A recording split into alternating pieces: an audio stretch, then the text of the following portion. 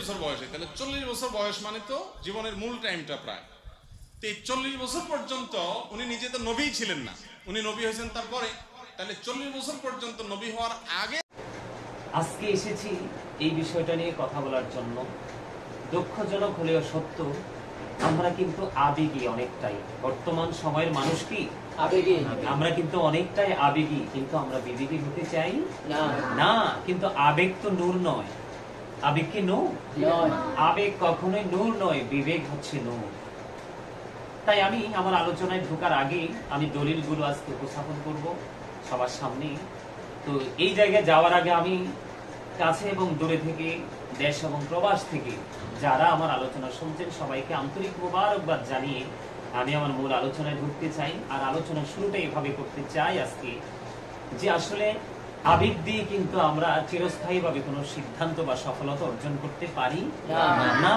অতীতেও পারিনি, আজও পারছি না, অদূর ভবিষ্যতেও কিন্তু পারবো না। তার কারণ হচ্ছে আবেগ মানুষের জীবনকে কি করে ধ্বংস করে দেয়, মানুষের জীবনকে সুন্দর, যেটাকে বলা হয় ইংলিশে যে ফিউচারকে ব্রাইটনেস করার জন্য যে ভূমিকা, সেই ভূমিকায় থাকতে হলে আপনাকে অবশ্যই বিবেকবান হতে হবে, আবেগ নয়।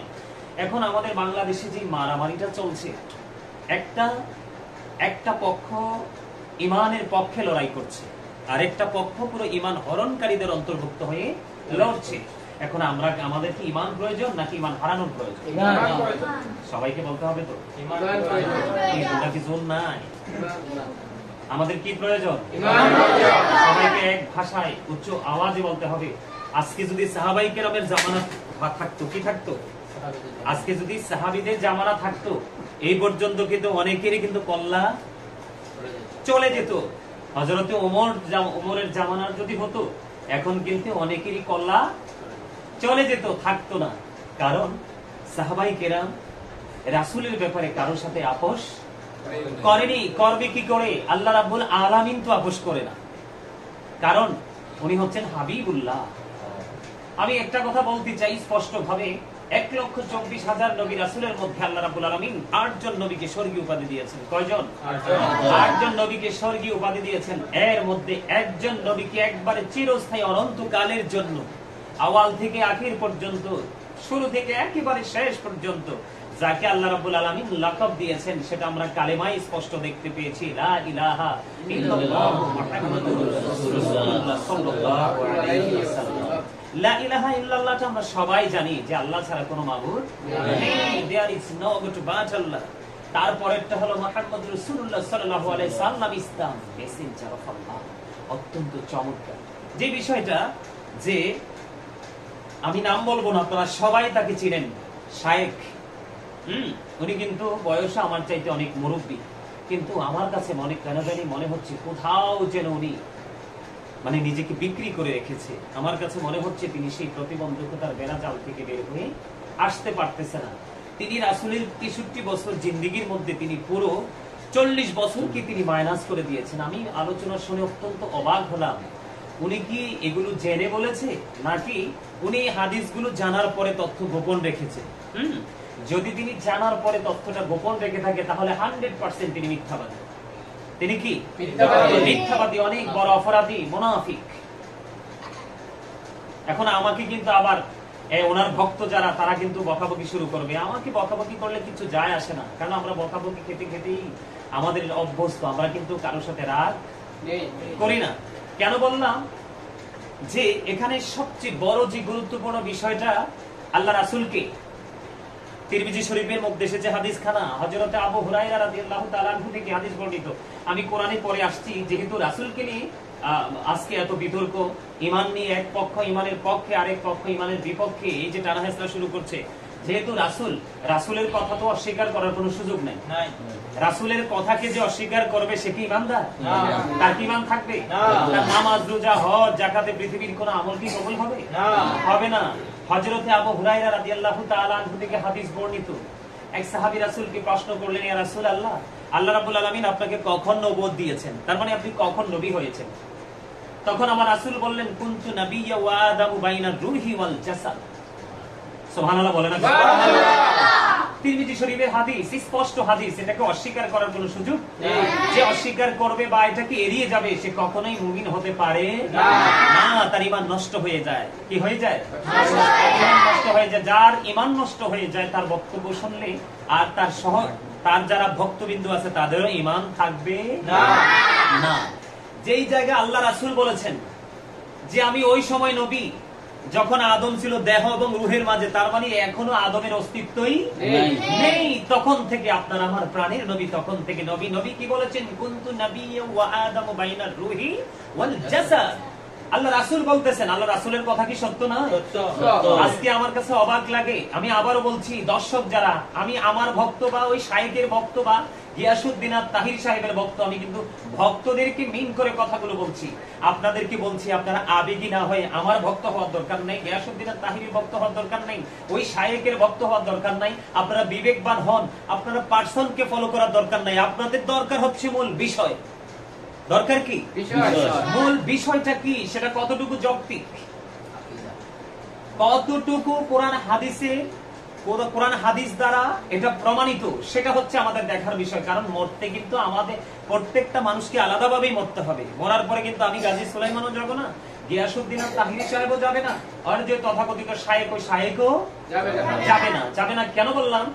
আল্লাহ রাসূল বলতেছে তিনি ওই সময় নবী যখন আদম দেহ এবং রূহের মাঝামাঝি। কুনতু নাবিয়্যান ওয়া আদামু বাইনার রূহি ওয়াল Jasad. I was a prophet when Adam was mixture of water and mud.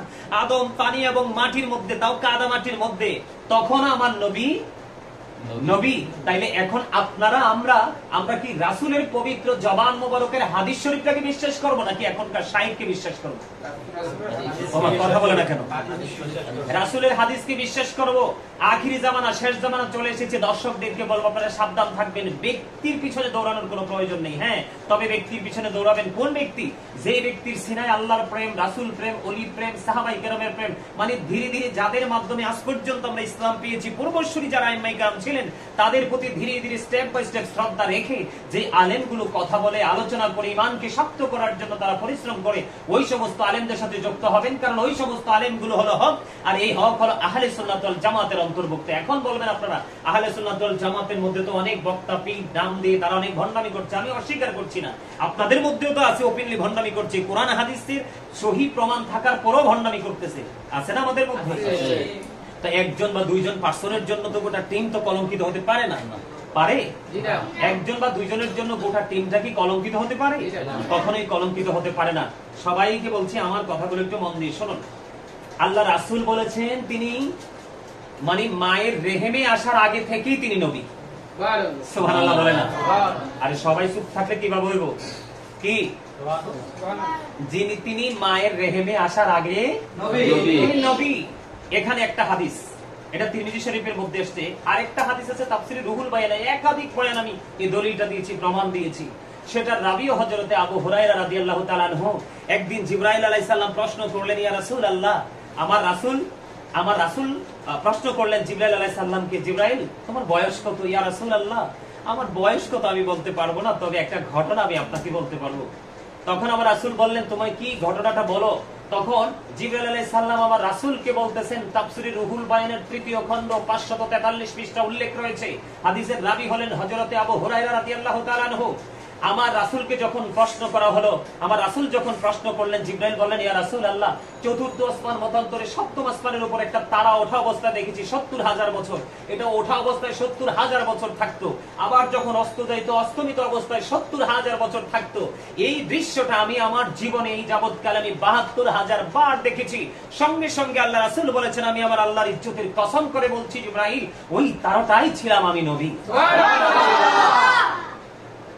এত সুন্দর চমৎকার বয়ান, রাসূলের পবিত্র জবান মোবারকের বয়ানকে যারা অস্বীকার করে, আপনি আমার কাছে সবচেয়ে বেশি আফসোস লাগে ওই মানুষগুলোর জন্য, তিনি ব্যক্তিটাকে ভালোবাসতেন, রাসূলকে ভালোবাসতে পারেননি। তিনি ব্যক্তিকে ভালোবেসেছেন, তিনি রাসূলকে ভালোবাসতে পারেননি। ওই ব্যক্তি এত বড় একটা অন্যায় করেছে। কারণ হলো অন্তর দ্বারা, সাপোর্টের দ্বারা, হ্যাঁ, জবান দ্বারা, কোনো কিছু দ্বারা যদি কোন অংশে রাসূলের ইজ্জতকে ছোট করা হয় তাহলে এটা কুফরি হয়ে যায়। যেই ব্যক্তি কুফরি করে সে কখনোই তার ঈমান থাকতে পারে না, ঈমান চলে যায়। তাহলে আমার কাছে অবাক লাগে আমি কিভাবে মানুষ এই কমেন্টস গুলো করে এবং কিভাবে মানুষের বক্তব্যগুলো দেয়। এত সুস্পষ্ট দলিল থাকার পরে রাসূল বলেছেন, রাসূল আরো বলেছেন, জাবের রাদিয়াল্লাহু তাআলা নূর প্রশ্নের জবাবে রাসূল বলেছেন যে আমি ওই সময় নবী। তিনি কোন সময় নবী? তখন যখন কোনো কিছুই ছিল না। আল্লাহ রাব্বুল আলামিন আল্লাহর হাবিবের নূর মুবারককে সৃষ্টি করেছেন। আউয়ালু মা খালাকাল্লাহু নূরি। জোরে জোরে কয় না সুবহানাল্লাহ, জোরে সুবহানাল্লাহ। রাসূল এটাও বলেছেন আনা নূরুম মিন নূরিল্লাহি ওয়া কুল্লু শাইইন মিন নূরি। রাসূল বলেছেন I am from the light of Allah and everything has been created from my light. আমি আল্লাহর নূর থেকে, আর সৃষ্টির প্রত্যেকটা বস্তু আমি নবীর নূর থেকে। অস্বীকার করার কোনো সুযোগ আছে? যে অস্বীকার করবে তার ঈমান থাকবে? আমি আপনাদেরকে সাবধান করে দিচ্ছি, দেশ এবং প্রবাস থেকে আমাকে গালি দেন, আমার কোনো আপত্তি নেই, কারণ আমি কে? আমি আপনার কবরে যাব না, কিন্তু আপনার কবরে রাসূলের সাথে দিদার হবে। হাসরে আপনার সুপারিশ রাসূল করবে। এই জন্য আমি সবাইকে বিনীতভাবে আজকে এই বিষয়টা নিয়ে আলোচনা আমি করতে চাই, আরো একটু আলোচনা করতে চাই। আমি পরে যাব যে এই রাসূলের বিরুদ্ধে, রাসূলকে ছোট করে খাটো করে কথা বললে যে কি অবস্থা হতে পারে, আল্লাহ কোরআনে কি বলেছেন সেই দলিল আমি পরে দিব। তার আগে আমি বলতে চাই আল্লাহ রাসূল নিজেই বলেছেন তিনি ওই সময় নবী যখন আদমের অস্তিত্ব ছিল না। তখন এটা অস্বীকার করবে কারা? যারা বেঈমান, যারা মুনাফিক, যারা রাসূলের দুশমন, তারাই করবে। কারা করবে? কোন সুস্থ মানুষ এটাকে বিশ্বাস করবে না। বেঈমান কাফেরেরা কখনো কোরআনের প্রেমে পড়ে, কখনো রাসূলের প্রেমে পড়ে, কিন্তু বেঈমান কাফেরেরা, মুশরিকেরা তারা মুসলমান হচ্ছে। আর দুঃখজনক হলেও সত্য, আমরা মুসলমান নাম দেওয়ার পরেও রাসূলের সাথে বেয়াদবি করতে করতে কিন্তু আমরা ঈমান হারা হয়ে যাচ্ছি। কেরা হয়ে যাচ্ছি? কারণ রাসূলকে ভালোবাসা ফরজ, রাসূলকে মূল্যায়ন করা ফরজ, রাসূলকে মর্যাদা দিতে কি শুধু আমি গাজী সুলাইমান বলেছি? আহলে সুন্নাত ওয়াল জামাতের অন্যান্য আলেমরা বলেছে। আল্লাহ বলেছেন ইন্না আরসালনাকা শাহিদাও ওয়া মুবাশশিরাও ওয়া নাযীরাল লিতুমিনু বিল্লাহি ওয়া রাসূলিহি ওয়া তুআযিরুহু ওয়া তুওয়াক্কিরু। আসেনি হাফেজ সাহেব? কথা বলে না। আসেনি হাফেজ সাহেব? আব্দুল্লাহ বলো আসেনি? সূরা ফাত, কিন্তু সূরা ফাতে আল্লাহ রাব্বুল আলামিন বলেছেন আল্লাহর হাবিবকে পাঠিয়েছেন কি হিসাবে? সাক্ষী হিসাবে, সুসংবাদদাতা হিসাবে, ভয় প্রদর্শক হিসাবে। লিতুমিনু বিল্লাহি ওয়া রাসূলিহি, যাতে তোমরা আল্লাহ এবং আল্লাহর রাসূলের প্রতি কি আনতে পারো? ঈমান আনো। ওয়া তুআযিরুহু ওয়া তুওয়াক্কিরুহু, তোমরা তাকে কি করো? আল্লাহর হাবিবকে সাহায্য করো এবং সম্মান করো। বলেছে কে? আল্লাহ। এখন আপনাদের কাছে আমার প্রশ্ন, যেই ব্যক্তি রাসূলের 40 বছরকে কি নবী ছিলেন না তিনি, মানে তার এত বড় স্পর্ধা, এত বড় দুঃসাহস হলো কি করে? যিনি বললেন তিনি 40 বছরের আগে নবী ছিলেন না, ওই ব্যক্তিটার এই বক্তব্যটা কিভাবে মানুষের কাছে গ্রহণযোগ্য হয়? কারণ তারা গ্রহণযোগ্য হওয়ার মতো সে পরিবেশটা তৈরি করেছে, তারা তাদের স্বার্থ সুবিধার জন্য, অন্য কিছুই নয়। তবে এই সুবিধাটা পৃথিবীতে একটু অর্জন করা যাবে, কিন্তু পরকালে অর্জন করা যাবে না। যাবে? ওপারিতে অর্জন করা যাবে? ওপারে অর্জন করা যাবে না। তাহলে এখান থেকে কি করতে হবে? রাসূলকে ভালোবাসা ফরজ, আর রাসূলকে কষ্ট দেওয়া কি কুফরি। রাসূলকে যারা কষ্ট দেয়, আচ্ছা রাসূলের পুরো 40 বছরকে কি করলো? অস্বীকার করলো এই সাহেব। এখন রাসূল কি কষ্ট পায় নাই? রাসূল কষ্ট পাইলে কি আল্লাহ খুশি হয়? কথা বলে না। আমি সেই এগেনিস্ট পার্টি যারা, এগেনিস্ট যারা, তাদের সম্পর্কে কথা আমি আরেকটু পরে বলবো। আমি আরো কিছু কথা বলতে চাই এই বিষয়টা নিয়ে। এখানে ওই যে শায়েখ, তিনি অত্যন্ত মুরব্বী, আমার চাইতে অনেক বয়স। আমার ওনার বিরুদ্ধে কথা যে বলি আমার কাছে খারাপ লাগে, কিন্তু আজকে বলতে বাধ্য, কারণ মানুষের ঈমানকে বাঁচাতে হবে। তার কারণ হলো তারা রাসূল বিদ্বেষী। এই শায়েকের পক্ষে যে লোকগুলো আছে, শায়েকের পক্ষে যেই কথিত আলেমগুলো আছে, মৌলবীগুলো আছে, ওরা ওই গিয়াসউদ্দিন আত-তাহিরি সাহেবের অতীতের সব রেকর্ড তুলে ধরেছে। কি করেছে? সব রেকর্ড তুলে ধরেছে। আরে ভাই, আমি মেনে নিলাম উনি ভণ্ডামি করেছে। কি করেছে? উনি ভণ্ডামি করেছেন, আমি মেনে নিলাম তোমাদের বক্তব্য, আমি অস্বীকার করছি না। যেমন তিনি কথাবার্তা ঠিক করে বলেনি, তেমন তোমরা কিন্তু ওনাকে দিয়ে ট্রল করতেও কিন্তু দ্বিধা করনি। তুমি গিয়াসউদ্দিন তাহিরি সাহেব তিনি কে, ওই পার্সনটাকে দেখার কোনো দরকার নেই। ওই পার্সনটাকে দেখার কোনো কি নাই, প্রয়োজন নেই। প্রয়োজন হচ্ছে তোমার ওনার জবান থেকে যে বিষয়টা বের হয়েছে, যে চ্যালেঞ্জটা ছুড়ে দিয়েছে, এটা কতটুকু কোরআন হাদিস থেকে যৌক্তিক। কথা ঠিক কেন? ঠিক। আরে এই ওনার যে এত চমৎকার একটা ভূমিকা, এটাকে নিয়ে ট্রল করছে, ওনার অতীতকে টেনে আনছে। আরে ভাই, অতীতকে টেনে এনে তো আপনি এত বড় অন্যায়কে ধামাচাপা দিতে পারবেন না। এই দেশের আলেমরা তো বকলম না, আহলে সুন্নাত ওয়াল জামাতের আলেমরা যারা, তারা সত্যিকারের কিতাব পড়েই তারা আজকে কিন্তু আলোচনার জগতে এসছে। তারা মসজিদের পবিত্র জায়গা দাঁড়িয়ে তারা বয়ান দেয়, খুতবা দেয়। তারা কিন্তু আপনাদের মতো আলঝাল কথা বলে নয়। আপনারা বলেন ওনার সাপোর্টার যারা, উনি কিন্তু ওই যে বলছে না, আমি নামটা ওই কথাটা আমি দ্বিতীয়বার বলতে চাই না, আমাদের গিয়াসউদ্দিন আর তাহিরি সাহেব যে একটা শব্দ বলেছে না, তিনি চুপ, তিনি কি মুখ একবারে তালা ঝুলিয়ে, অটো তালা ঝুলিয়ে বসে আছে। মানে তিনি পৃথিবীর মানুষের কাছে মহৎ সাজতে চায়। মহৎ হতে হলে মালিকের দয়া লাগবে, মদিনাওয়ালার সুদৃষ্টিভঙ্গি লাগবে, ঠিক কিনা? মদিনাওয়ালার নুরানি নজরে করম লাগবে। তুমি হয়তো তোমার মতো কিছু মানুষের কাছে প্রিয় হতে পারবে, তোমার কাছে কিছু অন্ধ মানুষ রয়েছে, ভক্ত রয়েছে, তারা আবেগী, তারা বিবেকী নয়। তারা যদি বিবেকবান হতো, ব্যক্তিটাকে, পার্সনটাকে তারা সেটা দেখতো না, দেখতো তারা বিষয়টা। এখানে কিন্তু গিয়াসউদ্দিন আর তাহিরি সাহেব যে মানুষটা কি, সেটা আমার দেখার বিষয় না, বেশি হচ্ছে ওনার যে বক্তব্য, ওনার যে সামনের দিকে অগ্রসর ধারা, সেটা সঠিক আছে কিনা সেটা হচ্ছে আমাদের দেখার বিষয়। এখন ওই যে শায়েকের এই বক্তব্য, অন্যায় বক্তব্যকে বৈধ করার জন্য, কি করার জন্য? বৈধ করার জন্য শায়েক মহান মানুষ, উনি মানবিক মানুষ, উনি অনেক ধরনের মানুষের জনকল্যাণের সাথে, আমরা তো অস্বীকার করছি না। গিয়াসউদ্দিন আর তাহিরি সাহেব কি একবারও বলছে? গাজী সুলাইমান আল কাদের কি একবারও বলেছে আহমদুল্লাহ সাহেব, ওই সাহেব তিনি খারাপ মানুষ? আরে উনি তো, ওনাকে আমি খারাপ বলিনি, বলবো না, ওনার বক্তব্যটা খারাপ, ওনার নিয়ত খারাপ, উনি মানুষ খারাপ না। উনি যে রাসূলের 40 বছরকে মাইনাস করে দিল, রাসূল বলল আমি তখন থেকে নবী, তুমি বলল না। তোমার এত বড় স্পর্ধা আসে থেকে? তুমি শুধু কোরআন হাদিস পড়ো না, ইতিহাসবিদদের কথাও পড়ো তুমি একটু, তখন তুমি বুঝতে পারবে। একজন ইংলিশ কবি, আমি নাম বলতে চাই না, উনি বলেছেন হযরত মুহাম্মদ সাল্লাল্লাহু আলাইহি সাল্লাম was born in Arab country. His father's name was Abdullah. His mother's name was Amina. His father said died before he was born. He lost his mother in his childhood. He was very truthful. ওই ইহুদিরা পর্যন্ত বলেছে আমার নবী ছিলেন শ্রেষ্ঠ সত্যবাদী, আর তুমি সাহেব কে? সুবহানাল্লাহ বলেন না? মানে এমন চুপচাপ বসে আছে, মনে হচ্ছে এর চেয়ে ভদ্রলোক আর কেউ নাই, এমন আল্লাহওয়ালা বুজুর্গ লোক কেউ নাই। কিন্তু ওটা যে কত বড় দুশমনের রাসূল, এটা বোঝাইবার ভাষা আমি গাজী সুলাইমানের নাই, আমার নাই। অত্যন্ত দুঃখের সাথে লোকটার নামটা আমার নিতে হয়েছে। আমার দীর্ঘ লং সময় কিন্তু আমি তাদের নাম নিয়ে কখনো কথা বলিনি। আজকে আমি কিছু কথা বলবো। তাদের আরো কিছু কোরআন হাদিস বিরোধী, শুধু মানুষকে খুশি করার জন্য, মানুষের মনের করে জায়গা করার জন্য তারা যে কর্মগুলো করছে, এই কর্মগুলো আমি তুলে ধরবো একটু পরে। এখানে আমার বিষয় হলো, তাহিরিকেও দেখার আমাদের দরকার নেই, ওই শাইখকেও দেখার দরকার নেই, দেখার দরকার হলো বক্তব্য। কথা বলেন, দেখার দরকার কি? বক্তব্য। আমি ওই শাইখকে বলবো, আপনি আপনার যে কি বলবো, আমি খারাপ ভাষা বলার অভ্যাস নাই এবং বলতে চাইও না, আপনার যে কি বলে এটাকে, এই সহজ মানে আপনার যে সংগঠন আসনা ফাউন্ডেশন থেকে যেই লোকগুলোকে আপনি নামিয়ে দিয়েছেন, আপনি এগুলোকে দিয়ে যতই আপনি চাপাবাজি করেন না কেন, তাদেরকে দিয়ে যতই বক্তব্য দেন না কেন, আপনি কিন্তু মহৎ হতে পারবেন না। এই দেশে কিন্তু মানুষ এখন কিন্তু যুবকরা পর্যন্ত বিবেকবান, ওরা সব মানতে রাজি, রাসূল বিদ্বেষ মানতে রাজি, নামাজ পড়ে না, কিন্তু তারপরও রাসূলের কোনো কিছু সহ্য করে না।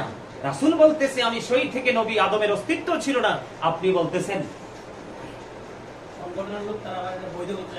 এটাকে বৈধ করার জন্যই তো বললাম। আচ্ছা, এই যে তাদের মতো তারা নাকি অনেক বড় বড় সাহেব, আমার কাছে আসলে এই কথাগুলো বলতে আমার লজ্জা লাগছে, তারপরে বলছি। এই কিছুদিন আগে তিনি এক জায়গা থেকে, মানে একটা বদ্ধ কোঠা থেকে তিনি বের হয়ে আইসা, আমি গতকালকে একটা ভিডিও দেখলাম, দেখে বলতেছে যে আমাদের শায়েকের কথা বলার পিছনে এত দলিল যা আমাদের 14 গোষ্ঠীও দিতে পারবে না। কই, তোমার শায়েক তো এখনো পর্যন্ত একটা দলিল দিতে পারেনি যে রাসূল 40 বছর আগে নবী ছিলেন না, 40 বছর পরে তিনি নবুয়ত পেয়েছেন। কথা বলে না কেন? ওই বক্তাই কিন্তু, আমি কিন্তু মুখ খুলিনি, আমি কারো সমালোচনা করার অভ্যাস আমার নেই, আমি আমার গতিতে চলি, আমি মানুষের কাছে হেদায়াত দিন পৌঁছে দেওয়ার চেষ্টা করি। আজকে আমি নামটা বলতে বাধ্য, কারণ আমার দেয়ালে পিঠ থেকে গেছে, আর সহ্য হচ্ছে না, শুইলে বইলে চোখে ঘুম আসে না, যে কি শুরু হচ্ছে। গিয়াসউদ্দিন আর তাহিরি সাহেবের পড়াশোনা নিয়ে, সার্টিফিকেট নিয়ে বক্তা কথা বলেছিল, যদি কামেলের সার্টিফিকেট দেখাতে পারে তাহলে সেই বক্তা নাকি মাঠে ওয়াজ করবে না। গিয়াসউদ্দিন আর তাহিরি সাহেব বাপ কা বেটা, সাথে সাথে কি করেছে, তিনি ওনার সার্টিফিকেট গুলো আপনার অনলাইনে সাবমিট করে দিয়েছে, তোমার মুখটা কোথায় গেল?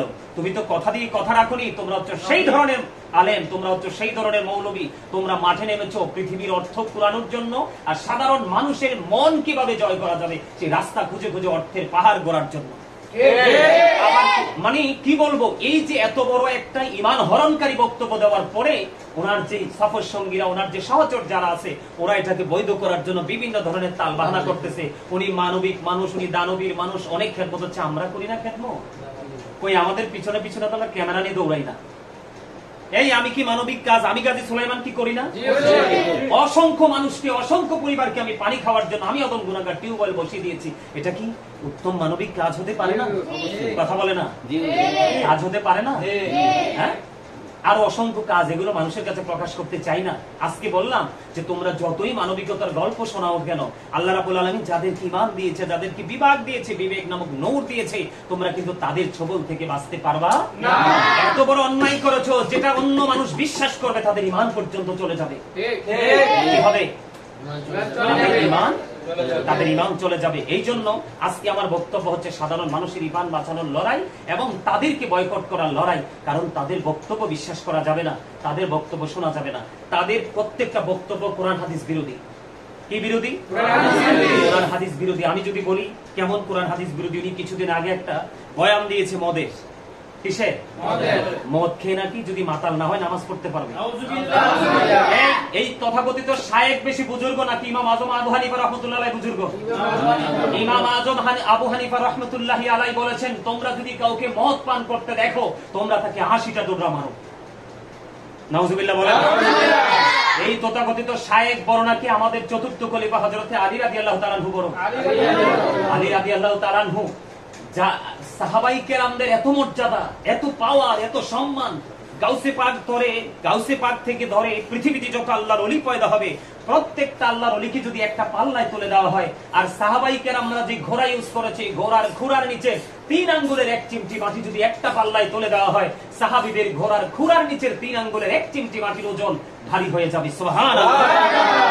সেই হযরতে আলী রাদিয়াল্লাহু তাআলা আনহু তিনি বলেছেন, হযরত আলী রাদিয়াল্লাহু তাআলা আনহু তিনি বলেছেন, কোন দরিয়ার মধ্যে যদি একটা ফোঁটা মদ পড়ে, এই দরিয়ার পানি শুকানোর পরে যদি মিনারা তৈরি করা হয়, আমি সেই মিনারায় দাঁড়িয়ে আযান দিব না।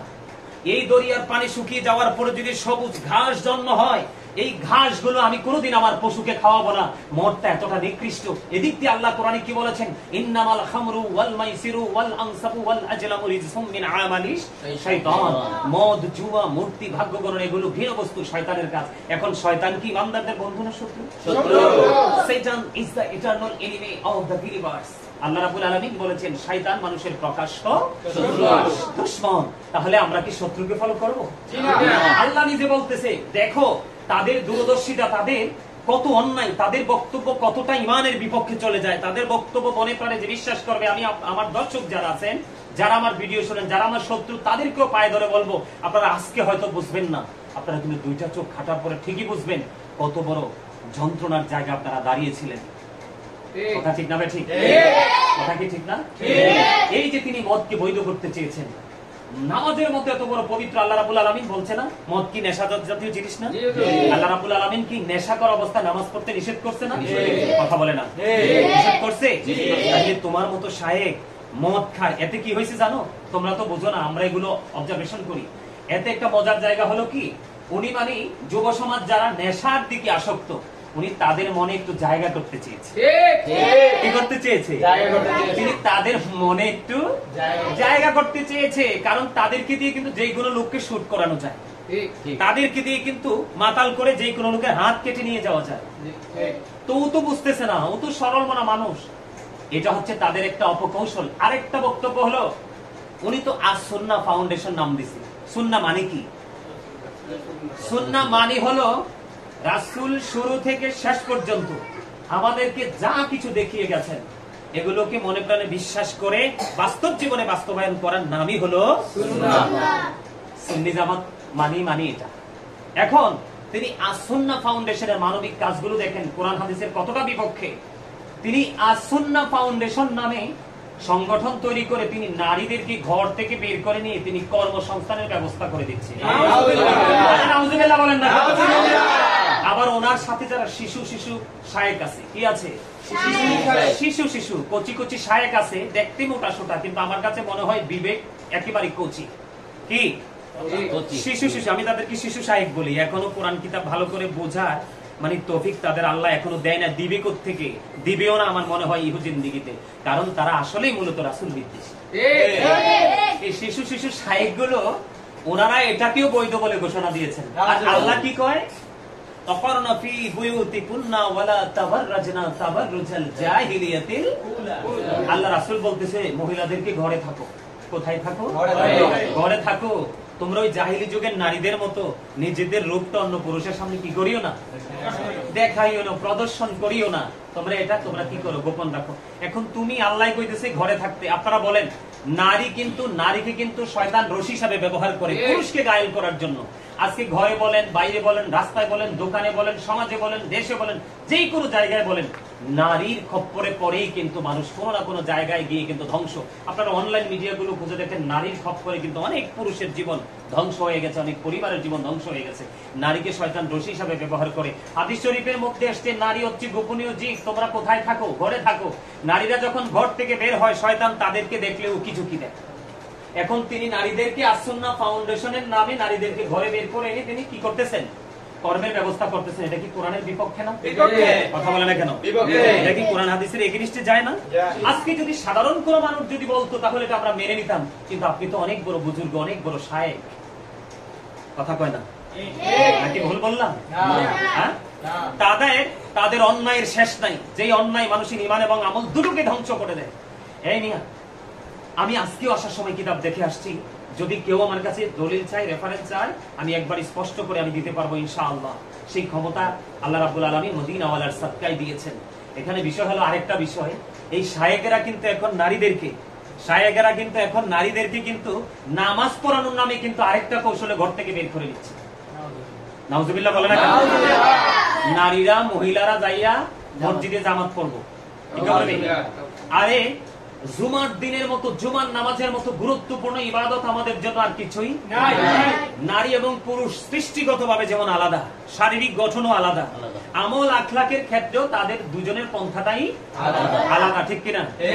নারীরা, পুরুষরা বাইরে বের হবে, নারীরা ঘরে থাকবে। পুরুষরা উঁচু গলায় কথা বলবে, নারীরা আস্তে কথা বলবে। কথা বলে না কেন?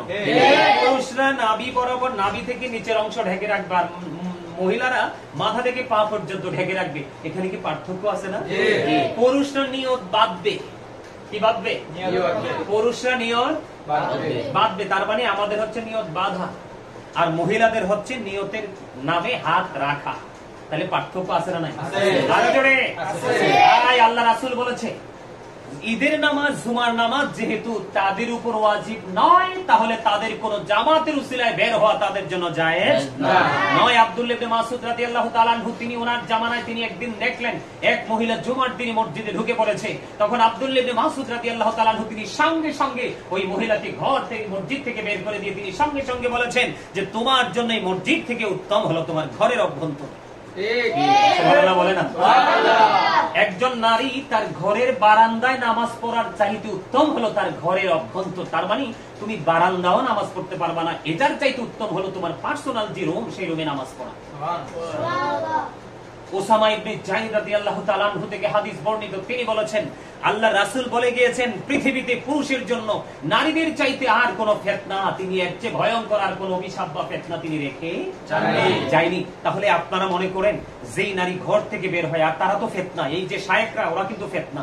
আমি যদি বলি বলবে আমি বড় কথা বলি বা আমি অহংকার করি। এই যে আমেরিকা থেকে, লন্ডন থেকে, পৃথিবীর বিভিন্ন দেশ থেকে, ইটালি থেকে, বাংলাদেশের বিভিন্ন জেলা থেকে হুজুর এই বিষয়ে কথা বলেন, হুজুর এই বিষয়ে কথা বলেন। অলরেডি আমি মহিলারা জামাত পড়তে পারবে কিনা, মহিলারা বাহিরে নামাজ পড়ার চাইতে তার ঘরে নামাজ পড়া 25 গুণ বেশি সওয়াব। সুবহানাল্লাহ, জোরে সুবহানাল্লাহ। আরেকটা মজার হাদিস, হযরত উম্মে হুমায়রা রাদিয়াল্লাহু তাআলা আনহা তিনি বলতেছেন ইয়া রাসূলুল্লাহ, আমি আপনার পিছনে নামাজ পড়তে খুব পছন্দ করি।